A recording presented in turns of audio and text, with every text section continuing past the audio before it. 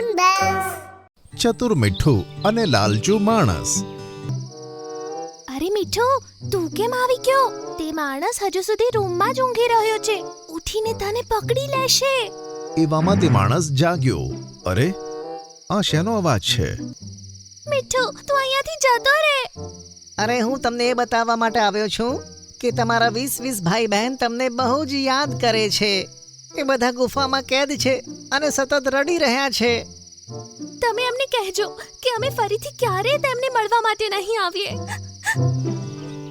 સાંજના સમયે બધા જ પક્ષીઓ બગીચામાં બેઠા બેઠા એકબીજા સાથે વાતો કરતા હતા. ત્યાં જ શહેરમાં રહેતો એક ગોલ્ડીબાજ ત્યાં આવી ગયો. કેમ છો મારા પ્યારા ગામવાળાઓ? લાગે છે શહેરમાં રહીને તું કંઈક વધારે જ ખુશ છે. તો બીજું શું, શહેરમાં બધું બહુ સરસ હોય છે.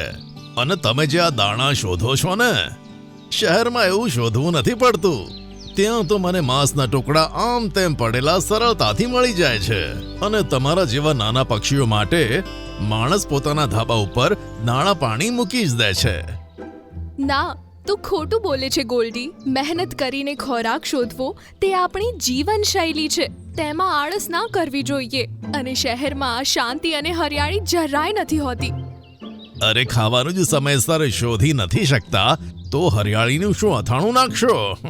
આના પર બધા ચૂપ રહ્યા અને ગોલ્ડીબાજ બોલ્યો કે ચાલો, હું તો નીકળું છું. તમારામાંથી કોઈએ મારી સાથે આવવું હોય તો મને કહો. ત્યાં જ બુલબુલ બોલી કે ગોલ્ડી અંકલ, હું અને ટીનુ ચકલી પણ તમારી સાથે જ આવીએ છીએ. આ સાંભળી ગોલ્ડી ખુશ થયો. રિંકુ ચકલા, મિનકી બુલબુલ, તમે તમારા બાળકોને મારી સાથે મોકલી રહ્યા છો? હા, હવે આ બંને નક્કી કરી લીધું જ છે, તો અમે નથી રોકી શકતા. સારું, તો અમે જઈએ છીએ. ગોલ્ડીબાજે ત્યાંથી વિદાય લીધી. બુલબુલ અને ટીનુ ચકલીને લઈને ત્યાંથી વિદાય લીધી. મીઠુના મગજમાં પણ કંઈક ચાલતું હતું. તે ઊંડા વિચારમાં ખોવાયેલો હતો. સવાર પડતા જ્યારે મેનામાએ તેને પ્રશ્ન પૂછ્યો ત્યારે તે મીઠું બોલ્યો કે મમ્મીજી, તમે આખો દિવસ ખાવાનું શોધીને લાવો છો અને ક્યારેક તો રાત્રે આવો છો. એના કરતાં તો શહેરની જિંદગી સારી ને. ચલો ને, શહેર જતા રહીએ. હવે મેનાને ખબર પડી ગઈ હતી કે મીઠું શહેર જવાનો નિર્ણય લઈ ચૂક્યો છે. ઠીક છે બેટા, તને શહેરમાં જવું હોય તો તું જઈ શકે છે. આ સાંભળી મીઠું ખુશીથી ઉછળી પડ્યો. યે! બેટા, તું મને અઠવાડિયામાં એકવાર મળવા જરૂર આવજે, ઠીક છે? સારું મમ્મી. આમ કહી મીઠું શહેર તરફ ઉડી ગયો. તે ખૂબ જ ખુશ હતો અને પૂરી ઝડપે ઉડી રહ્યો હતો. 4 કલાકની મુસાફરી પછી તે શહેર પહોંચી ગયો. ગોલ્ડી અંકલ તો બોલતા હતા કે શહેરના માણસો તો તેમના ધાબા ઉપર દાણા પાણી રાખે છે, પણ અહીંયા તો એક પણ ધાબા ઉપર મને કશું જ દેખાતું નથી. મીઠો એક ગલીમાં પહોંચ્યો જ્યાં કચરો પડ્યો હતો અને ઘણી કચરાપેટીઓ પણ રાખેલી હતી. છી, આ માણસો આટલો કચરો ક્યાંથી ભેગો કરે છે? એવામાં એક કચરાપેટીમાંથી ગોલ્ડી બહાર આવ્યો. ચલો, આજનું ખાવાનું તો થઈ ગયું, કાલનું ભગવાન જાણે. અરે ગોલ્ડી અંકલ, તમે? અરે મીઠું, તું શહેરમાં? હા ગોલ્ડી અંકલ, તમારી વાતોથી પ્રભાવિત થઈને જ હું અહીંયા આવ્યો હતો. પણ તમે પોતે જ કચરા પેટીમાંથી ખાવાનું શોધીને ખાઓ છો? શું કહું મીઠું, મેં તો એ વાતો બસ એમ જ બડાઈ મારવા કીધી. એમાં સાચું કશું જ ન હતું. ગોલ્ડી અંકલ, ટીનુ ચકલી અને બુલબુલ ક્યાં છે? મારે તેમને મળવું છે. અરે, એમના વિશે તો શું કહું. તું મારી સાથે આય, તને હું બતાવી દઉં છું. ગોલ્ડીબાજ મીઠુંને લઈને એક ઘરમાં પહોંચી ગયો. તેમણે બારીમાંથી જોયું તો એક ઓરડામાં 2 પાંજરા લટકેલા છે, જેમાં બુલબુલ અને ટીનુ ચકલી કેદ છે.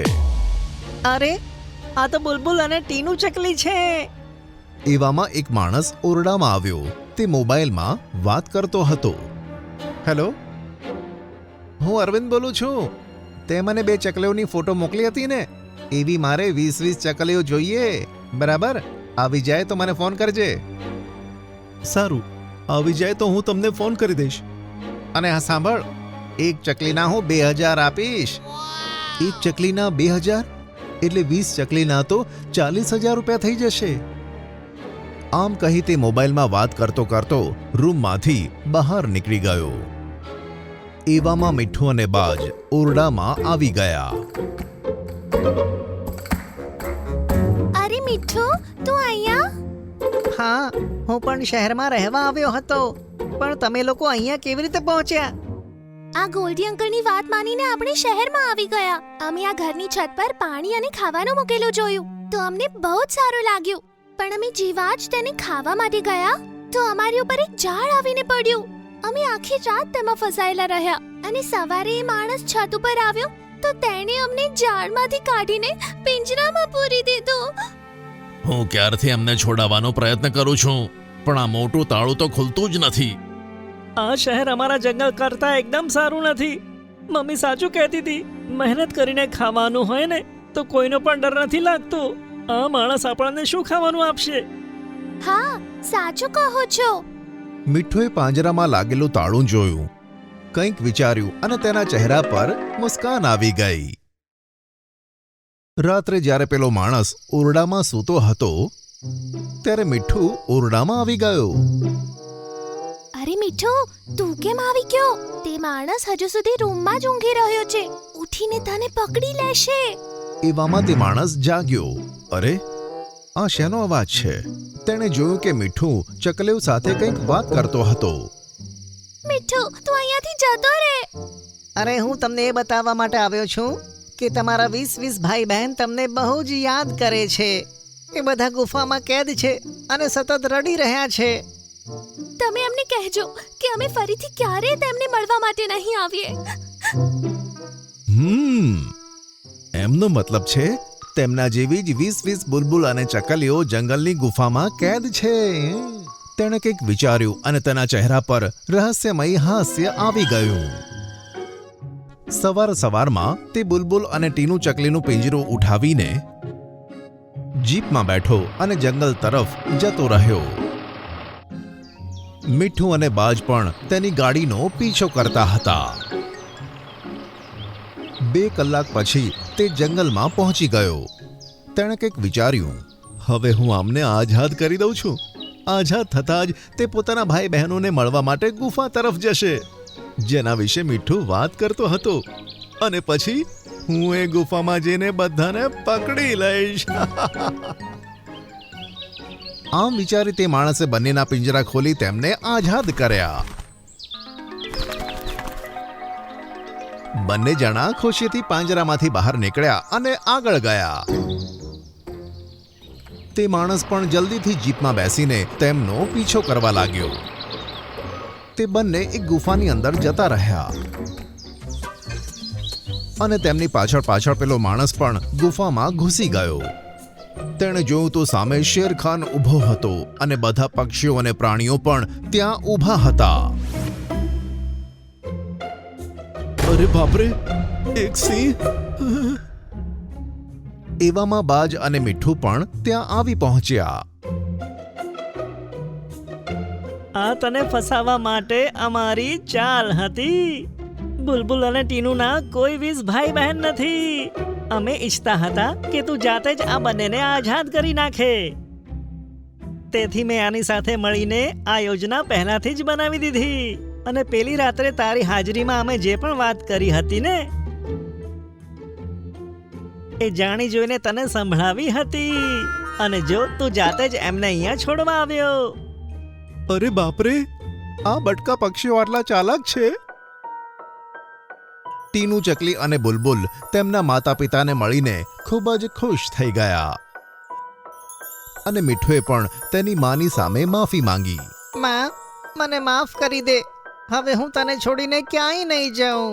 હું હંમેશા આ જંગલમાં તમારી સાથે રહીશ, કારણ કે શહેરથી પ્યારું છે આપણું જંગલ. હવે તું જાય છે કે નહીં? બચાવ! આટલું કહેતા જ તે માણસે ગાડી ફેરવી અને ત્યાંથી શહેર ભાગી ગયો. મને છોડી દે, મને જવા દે. આ તું સારું નથી કરી રહ્યો. અરે તું તો માણસની ભાષા બોલે છે. એનો મતલબ મારો અંદાજો સાચો હતો. તું જાદુઈ સારસ જ છે. તને તો વિદેશમાં જઈને વેચીશ. એક જંગલમાં બધા જાનવરો એકબીજા સાથે હળીમળીને રહેતા, પણ જંગલમાં ઘણા વર્ષોથી વરસાદ પડતો ન હતો, જેના કારણે જંગલની બધી નદીઓ સુકાઈ ગઈ હતી.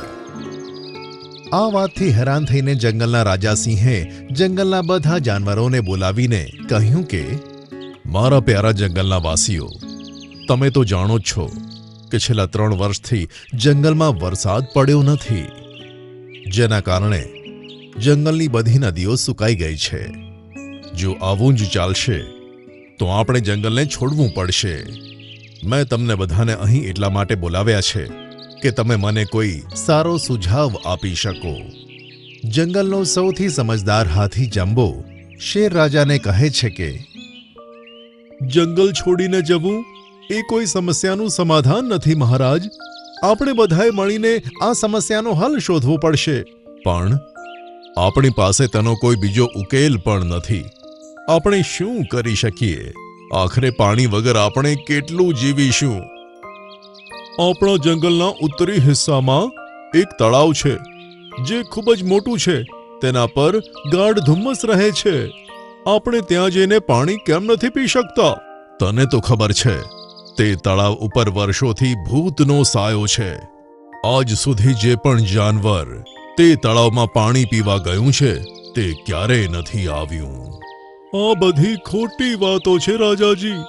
હું આ વાતોને નથી માનતો. જો તમારી આજ્ઞા હોય તો હું તે તળાવમાં જઈને તેનું પાણી પીવા માંગુ છું. જેવી તારી ઈચ્છા, પણ યાદ રાખજે, જો તને કંઈ પણ થઈ ગયું તો તેનો જવાબદાર હું નહીં હોઉં. તમે તેની ચિંતા ના કરો. હું હમણાં જ તે તળાવ પાસે જઈને તેનું પાણી પીવું છું. આમ તો હું ભૂતોમાં નથી માનતો, પણ મને જો તળાવની પાસે કોઈ ભૂત મળ્યું તો હું ભૂત પાસે જંગલના બધા પ્રાણીઓના જીવનની રક્ષાની ભીખ માંગીશ. સારું, અમે તારી અહીં જ આવવાની રાહ જોઈશું અને ઈશ્વરને તારા પ્રાણોની રક્ષાની પ્રાર્થના કરીશું. જંબો હાથી ઈશ્વરનું નામ લઈને જંગલના ઉત્તરી તરફ નીકળી પડ્યો. થોડી જ વારમાં જંબો હાથી તે તળાવની સામે ઊભો હતો, જ્યાં આશ્ચર્યજનક ધુમ્મસ હતું. હાથીએ જેવું સૂંઢમાં પાણી ભર્યું કે ત્યાં તરત જ કાળો ધુમાડો ફેલાઈ ગયો. જોતજોતામાં ખૂબ જ ભયાનક દેખાવવાળી એક કાળી ચુડેલ હાથીની સામે આવીને ઊભી રહી ગઈ. તારી હિંમત કેવી રીતે થઈ મારા તળાવમાંથી પાણી પીવાની? આ તળાવ બધા જંગલના જાનવરોનું છે. અમે ઘણા દિવસોથી તરસ્યા છીએ. અમને પાણી પીવા દો. તને મોતથી ડર નથી લાગતો? પાણી વગર તો અમે એમને એક દિવસ જરૂર મરીશું. ત્યાં જ અચાનક ચુડેલ એક સુંદર સ્ત્રીમાં પરિવર્તિત થઈ ગઈ. હું તો તારી પરીક્ષા લેતી હતી. અત્યાર સુધી અહીંયા જેટલા પણ જંગલના જાનવરો પાણી પીવા આવ્યા એ મને જોઈને ડરી જ ગયા અને જંગલ છોડીને ભાગી ગયા. અને જંગલમાં એ વાત પ્રસરી ગઈ કે આ તળાવ પાસે ભૂત પ્રેત છે. પણ તમે છો કોણ? હું આ તળાવની દેવી છું. આ તળાવ મારું છે. હું તારી બહાદુરી જોઈને ખૂબ પ્રસન્ન થઈ છું. હું તારી મદદ જરૂર કરીશ, પણ મારી એક શરત છે. કેવી શરત? જણાવું છું. આટલું કહીને તે સુંદર સ્ત્રીએ પોતાના હાથ આગળ કર્યા. તેના હાથમાંથી સુંદર સફેદ કિરણો નીકળ્યા. તે સફેદ કિરણોમાંથી એક સુંદર મજાનો સારસ હાથીની સામે આવીને ઊભો રહ્યો. આ મારો સાથી છે. આને જંગલમાં ફરવું છે. આ સારસને તું તારી જોડે લઈ જા. આ એક જાદુઈ સારસ છે. એના જંગલમાં આવતા જંગલનું નસીબ ચમકી ઉઠશે. પણ ધ્યાન રાખજે, કોઈ પણ આ સારસને ભૂલથી પણ નુકસાન પહોંચાડવાની કોશિશ ના કરે. મારા સારસનું જ્યારે જંગલમાં રહીને મન ભરાઈ જશે ત્યારે હું એને લઈ જઈશ. આટલું કહીને તળાવની દેવી ગાયબ થઈ ગઈ. જંબો હાથી તે સારસને લઈને શેરસિંહની પાસે પહોંચ્યો જ હતો કે ત્યાં આકાશમાં ખૂબ જ કાળા વાદળો થયા અને વરસાદ પડવા લાગ્યો. જંગલની સુકાયેલી નદીઓ ભરાઈ ગઈ. જંબો હાથીએ બધી ઘટના શેર રાજાને કહી. મારા જંગલના વાસીઓ, આજથી આપણે બધા મળીને આ પ્યારા સારસની રક્ષા કરીશું. અને આજથી આ પ્યારા સારસની જમ્બો હાથી દ્વારા રક્ષા કરવામાં આવશે. તે દિવસ પછી તે જાદુઈ સારસ જમ્બો હાથીની સાથે જ રહેવા લાગ્યો. થોડા જ દિવસોમાં તે સારસ જમ્બો હાથી અને બીજા જાનવરોની સાથે હળીમળી ગયો. તે આખો દિવસ જમ્બો હાથીની સાથે ખેલકૂદમાં મગન રહેતો અને જ્યાં પણ જતો ત્યાં હરિયાળી છવાઈ જતી. પણ જંગલના જાનવરોને ખબર ન હતી કે બંટી નામનો શિકારી તે જાદુઈ સારસની ઉપર નજર રાખી રહ્યો હતો. એક દિવસ જાદુઈ સારસ જંગલમાં એકલો ફરતો હતો. તેને જોઈને શિકારીએ ઝાડ પર ચઢીને સારસને જોઈને કહ્યું કે એટલું તો ખબર છે કે તે આ જંગલનો નથી. જરૂર આ સારસમાં કંઈક ખાસ વાત છે. આ જ્યાં પણ જાય છે ત્યાં વાતાવરણમાં હરિયાળી ફેલાઈ જાય છે. શહેરમાં તેના સારા દામ મળશે. અને એમ પણ આ સારસ જ્યારથી અહીં આવ્યો છે જંગલના જાનવર ખૂબ જ ફૂર્તીલા થઈ ગયા છે. આટલું કહીને શિકારીએ તે ઝાડ પરથી સારસ પર પોતાની જાળ ફેંકી. બિચારું સારસ જાળમાંથી પોતાને છોડાવવા માટે ઝટપટાવા લાગ્યો. શિકારીએ તરત જ ઝાડ પરથી છલાંગ મારીને તે સારસના પગ બાંધી દીધા. તે શિકારી સારસને એક ગુફાની અંદર લઈ ગયો. સારસે જોયું કે તે ગુફામાં ઘણા બધા જંગલી જાનવરો ખૂબ જ ખરાબ હાલતમાં બાંધેલા પડ્યા હતા. શિકારી સારસ પર ગુસ્સે થતા બોલે છે, ઘણા દિવસોથી તારી ઉપર નજર હતી. આજે તું હાથમાં આવ્યો છે. આ બધા કરતા પણ સારા દામ મળશે તને વેચવાથી. મને છોડી દે, મને જવા દે. આ તું સારું નથી કરી રહ્યો. અરે તું તો માણસની ભાષા બોલે છે. એનો મતલબ મારો અંદાજો સાચો હતો. તું જાદુઈ સારસ જ છે. તને તો વિદેશમાં જઈને વેચીશ. આ બાજુ જંગલમાં સારસ ન જોવા મળતા ચારે બાજુ હડકંપ મચી ગયો. શેર રાજા જમ્બો હાથી તરફ જોઈને ગુસ્સેથી કહે છે, તારાથી આ સારસનું ધ્યાન પણ ન રહ્યું. જાણે છે જો તે ન મળ્યો તો તળાવની દેવી આ જંગલનો નાશ કરી દેશે. મને માફ કરી દો શેર રાજા. હું થોડી વાર ઊંઘી ગયો હતો, પણ મને લાગે છે જંગલનું કોઈ પણ જાનવર સારસને નુકસાન પહોંચાડવાની ભૂલ નહીં કરે. જરૂર આ કામ કોઈ શિકારીનું છે, કોઈ માણસનું. તો પછી ઊભા ઊભા મારું મોઢું શું જુઓ છો? જાઓ જાઓ અને તે શિકારીને શોધી કાઢો. ક્યાંક તે શિકારીએ માસૂમ સારસને નુકસાન ના પહોંચાડી દીધું હોય. શેર રાજાની વાત સાંભળીને જંગલના બધા જાનવર સારસને શોધવા માટે નીકળી પડ્યા.